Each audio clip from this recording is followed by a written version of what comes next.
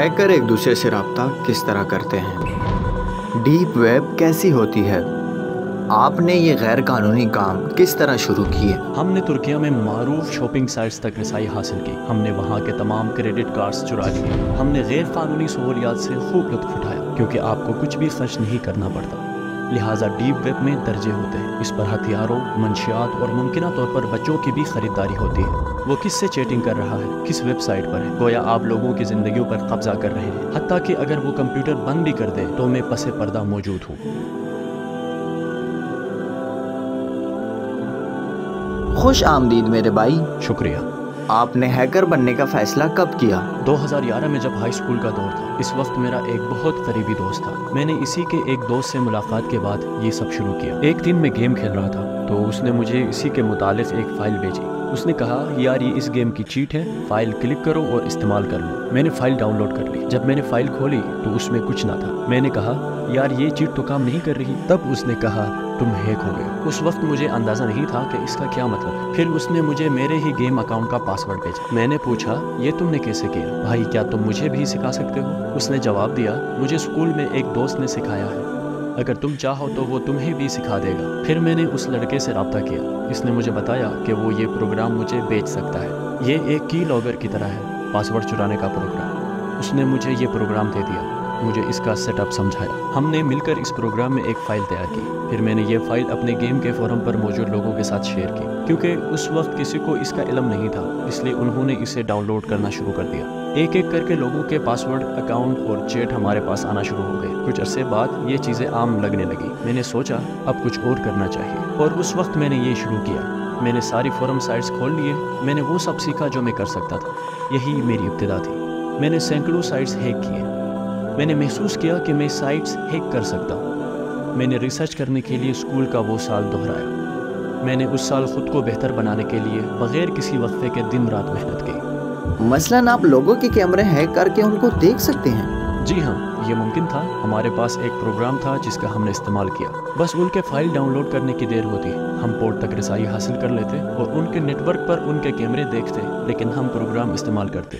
मसलन वो एक गेम खेलते, मैं इस गेम की चीट के तौर पर एक फ़ाइल बनाता। अगर वो म्यूज़िक सुनते तो मैं एक म्यूज़िक डाउनलोड प्रोग्राम बना लेता। हमारे पास इस प्रोग्राम में पहले से ही लिस्ट मौजूद होती। हम आने वाले IP एड्रेस इसमें देख सकते हैं। लिहाजा मैंने और मेरे साथियों ने एक यूज़र का इंतखाब किया। हम वो सब देख सकते थे जो यूज़र वहाँ करता था, वो क्या टाइप और चैट करता है और किन वेबसाइट्स का इस्तेमाल करता है। हम उसका सारा डेटा जमा कर रहे थे, हत्ता कि अगर वो अपना कंप्यूटर बंद भी कर देता फिर भी हमें रसाई होती। गोया आप डिवाइस के ज़रिए इस शख्स को कंट्रोल कर रहे हो। क्या आपने डीप वेब का इस्तेमाल किया? ये कैसी होती है? जी बिल्कुल किया, लेकिन हर दफ़ा नहीं। हम वहाँ सिर्फ उन गैर कानूनी कामों का जवाब बनाने के लिए जाते जो हम करते थे। मसलन आपने एक क्रेडिट कार्ड हैक किया। आप इसका इस्तेमाल करने के बाद इन प्लेटफॉर्म्स पर शेयर करते हैं, वरना आप खुद को जाहिर कर देंगे। यूँ समझें कि मैंने आपका क्रेडिट कार्ड चुरा लिया और इससे ख़रीदारी कर ली। इस तरह वो इसकी हिस्ट्री में सिर्फ मुझे पाते हैं। लेकिन अगर मैं ये डीप वेब पर शेयर कर दूँ तो मेरी तरह सैकड़ों लोग ख़रीदारी कर लेते हैं। इस तरह कार्ड ट्रेस नहीं हो सकता। हमारे डीप वेब पर मौजूदगी की बुनियादी वजह यही थी।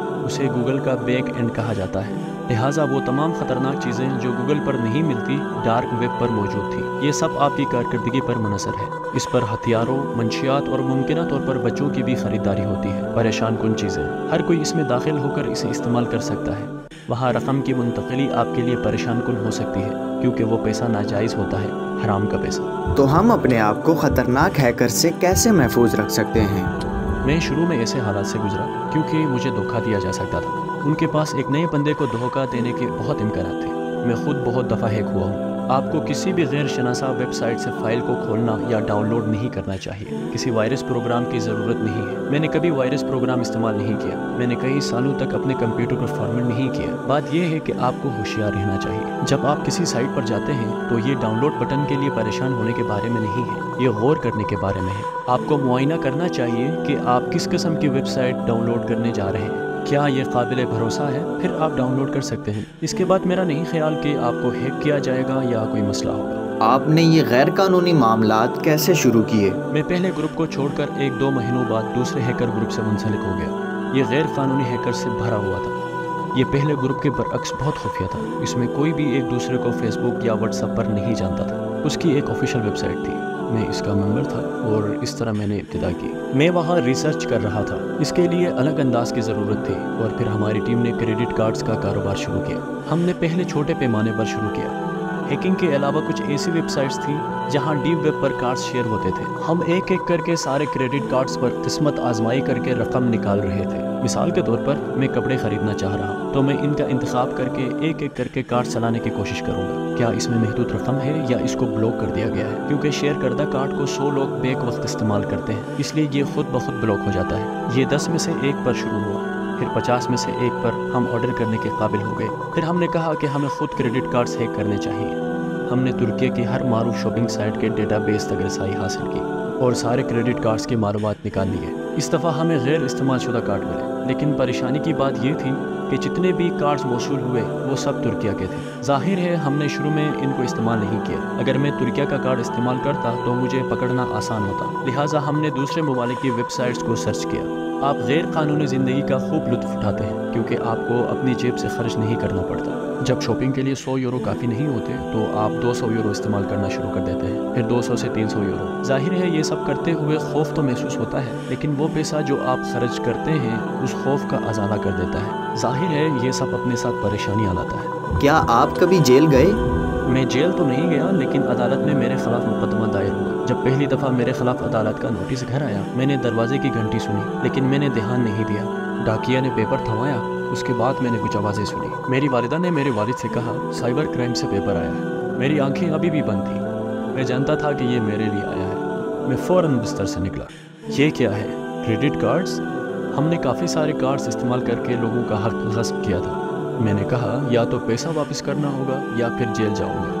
اللہ تعالیٰ کا شکر ہے کہ میں 3 ٹرائلز کے بعد ہی ڈسچارج ہو گیا۔ تو پہلی چیز یہ تھی کہ میں نے توبہ کر لی۔ میں نے آرکائیو سے تمام کریڈٹ کارڈز کو ڈیلیٹ کر دیا۔ اللہ تعالیٰ کا شکر کہ میں نے ان تمام معاملات سے خیر کے ساتھ جان چھڑا لی۔ اس مقدمے کے سلسلے میں آپ کے گھر والوں کا کیا رد عمل تھا؟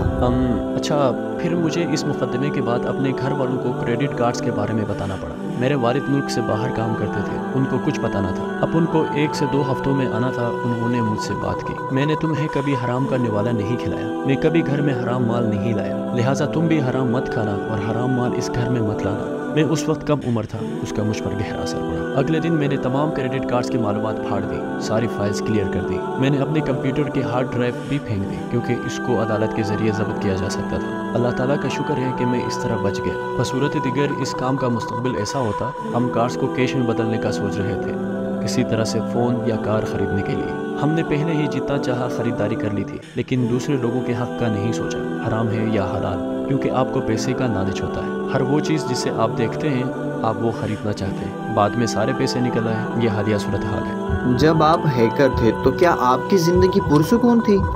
میں سوچتا تھا کہ میری زندگی پرسکون ہے، لیکن پتہ چلا کہ ایسا نہیں ہے۔ ہماری آنکھوں پر پردہ پڑ گیا تھا۔ میں اپنی دیکھ بھال خود کر رہا تھا، اپنے گھر والوں سے خرچہ نہیں لیتا تھا۔ جب میں باہر ہوتا تو مجھے کسی چیز کی ضرورت نہ ہوتی، لیکن میں ہمیشہ حرام میں رہتا۔ آپ کو بے چینی محسوس ہوتی ہے، آپ ایک خاص وقت میں محسوس کرتے ہیں اور پھر آپ بھول جاتے ہیں۔ میں نے توبہ کر لی اور کریڈٹ کارڈز کی معلومات کو کچرے میں پھینک دیا۔ میں نے ہر چیز ڈیلیٹ کر دی، لیکن میں عدالت کے بارے میں سوچ رہا تھا۔ کیا ہوگا اگر کسی دوسرے معاملے میں عدالت سے نوٹس آ گیا؟ کیونکہ ابھی صرف 2 نوٹس آئے تھے، تیسرا، چوتھا اور 5واں بھی آ سکتا تھا۔ نفسیاتی طور پر کئی سالوں تک اس کا اثر رہتا ہے۔ جب گھنٹی بجتی ہے تو خیال آتا ہے کہ عدالت سے نوٹس نہ ہو۔ جب گھنٹی بجتی ہے آپ پوچھتے ہیں کون ہے؟ آپ قابل بھروسہ آواز کے منتظر ہوتے ہیں۔ غیر قانونی کام شدید نفسیاتی اور مالی نقصان پہنچاتا ہے۔ آپ نے کہا میں نے ہیکنگ چھوڑ دی، تو اب آپ کیا کر رہے ہیں؟ میں نے بطور ہیکر جو کچھ سیکھا اسی سے پیسہ کما رہا ہوں۔ میں ایک فرم میں بطور سافٹ ویئر ڈیولپر کام کرتا ہوں۔ ہم ایپس بناتے ہیں، اپنے غیر قانونی ماضی کی مہارتوں کو اپنے حلال کمانے کے لیے استعمال کرتا ہوں۔ کیا آپ اور کچھ کہنا چاہتے ہیں یا اسی میں کسی بات کا اضافہ کرنا چاہتے ہیں؟ حال ہی میں واٹس ایپ نے جو کانٹریکٹ بھیجے ہیں، لوگ اس کی وجہ سے پریشان ہیں۔ کیوں؟ کیونکہ وہ ہمارے میسیجز اور ڈیٹا تک رسائی حاصل کر لیں گے، تو ہم پریشان ہیں، ٹھیک ہے، لیکن ہم بھول جاتے ہیں کہ اللہ تعالیٰ ہر وقت ہمیں دیکھ رہا ہے۔ ماضی میں مجھے اس کا علم نہیں تھا، اب میں واقف ہوں کہ اللہ تعالیٰ مجھے دیکھ رہا ہے اور میں اپنے گناہوں سے واقف ہوں۔ فرشتے ہر وقت ریکارڈ کر رہے ہیں۔ جب میں نے یہ غلطی کی تھی تو میرا ایمان کمزور تھا، پیسوں کے خیال نے میری آنکھوں پر پردہ ڈال دیا تھا۔ اگر میرا ایمان مضبوط ہوتا تو میں اتنی آسانی سے یہ گناہ نہ کر پاتا۔